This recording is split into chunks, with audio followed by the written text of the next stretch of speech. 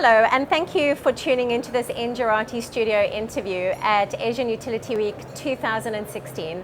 I am Denise, and joining me is Ravindra Joshi, and you are DGM, Head of Department of the Special Consumer Group at Tata Power-DDL Distribution Limited. Thank you very much for joining us. Thank you for calling me here. So in this session, we're going to be specifically talking about a subject that's very close to your heart, and that is basically customer care for those who are actually living in poverty, who are living in slums. Right. Your presentation is actually titled Customer Care for 15% customers who live in slums. Do you want to give us a brief overview of what you will be discussing and perhaps a bit about the project? Yeah, actually this when we got privatized in 2002 in North and Northwest Delhi area, which is our licensed area of operation. At that time, the losses in this slum area were nearing 100%, and in the entire TPDDL area were 53%. In 2009, as a journey after 7 years, the losses overall came down to 15%, whereas in these slum areas, they were still at 68%. So the TPDDL, in an innovation forum, came out with a new idea that why not look at these set of consumers in a different way. And that is how the Special Consumer Group was formed in 2009. And after that, we clubbed the Social Corporate Responsibility Group, which is CSR group, and the SCG group, whose role was to make the operations commercially viable as working together.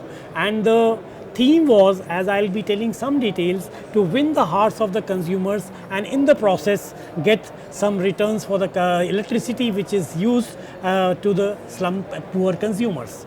And at the same time make them supply 24 hours of good quality electricity, which is a game changer for them, because their children are able to study, their women are safe, and they are having a feeling of being in the mainstream society. Obviously, I understand the importance of reaching out to this particular segment, but what really drove this particular project? One is that the will of Tatas to do for the society, and we all know that 15% humans in the world are living in slums for that's social reasons. And in say in our area of operation also, there is today a population of 1.2 million which is still living in slums. And that is one reason. Second was that we realized that the last mile of success will not be able to reach unless we cut down the losses in this area. So the two things clubbed together were the trigger for this innovation. You've given us a few numbers and they're very impressive, but perhaps you could just delve into the key achievements that have occurred so far. One is the thing, as we have in the utility industry, the billing efficiency. The billing efficiency in 2009 was at the level of 40%, and which we have brought it up to 84% by this model of winning the heart of these poor consumers. And the collection efficiency, which was hovering around 47%, last year we have closed with 98% plus. It means out of 100 units billed, more than 98 units are being paid by these poor consumers. And in terms of say taking care of them, there is till date some 30,000 women we have made which were not able to even, they were just at the level of putting their thumb, and today they are able to read the bus numbers, they are able to guide their kids for ABCD or the preparatory classes, and they are able to see the television, the headline news, and which gives us a great satisfaction because it is a matter of elevation for them. And there are about say 20% success rate we have got in the drug de-addiction programs. Then we have placed in our vocational training centers some 7,000 slum residents for a gainful jobs. So this all and is over and above, like providing say free tuitions to the needy, and this taking care of their say various needs, in addition to guiding them to cut down the electricity bills. And how was the project actually received by these people? How did you approach them? What challenges were you coming up against? You see, what we did was that as we call it as a franchisee, which was a collection agency, we did not pick up any normal contractor from the market. We appointed the local leaders. They were nowhere in the business earlier.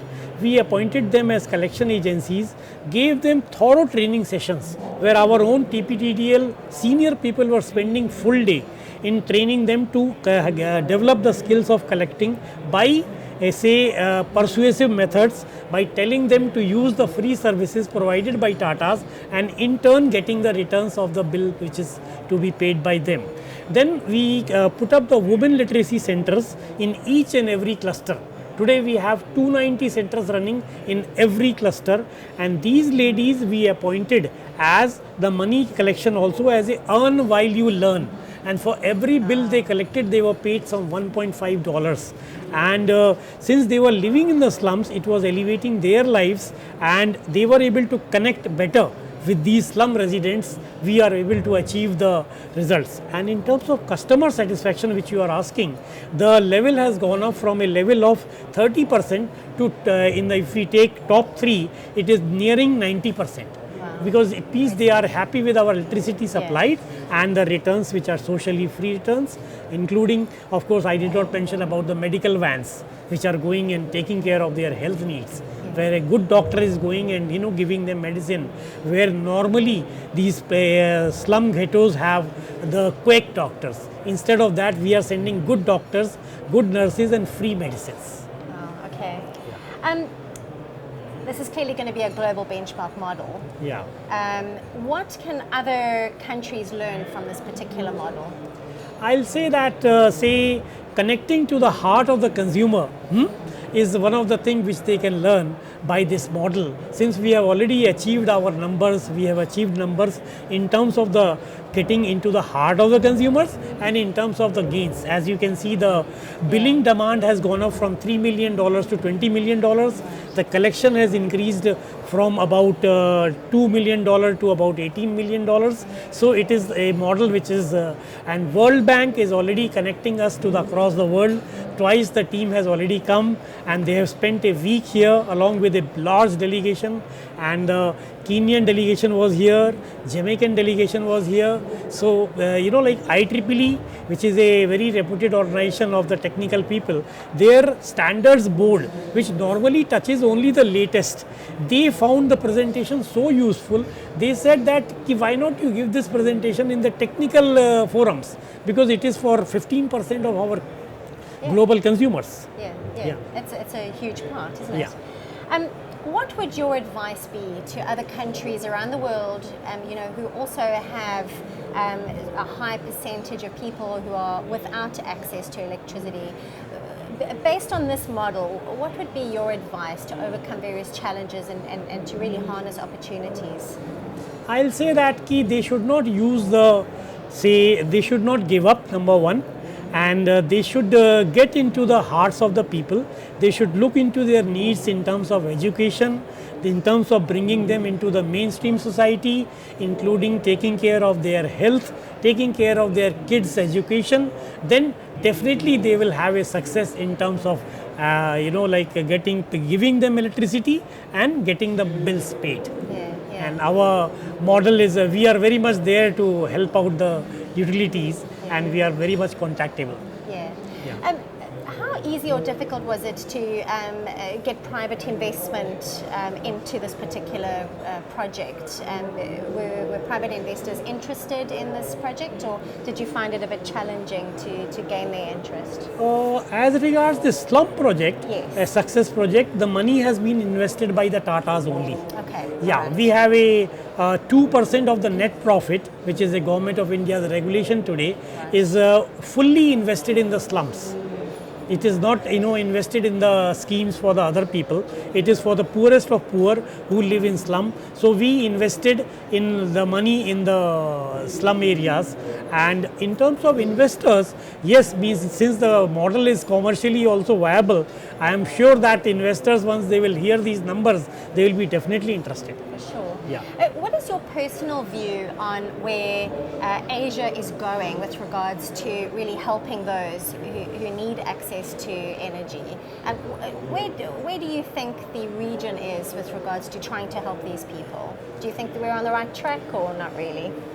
We are on the right track, but I'll say that in some countries which I have talked to, without naming, they have given up, for these slum areas and the poor areas.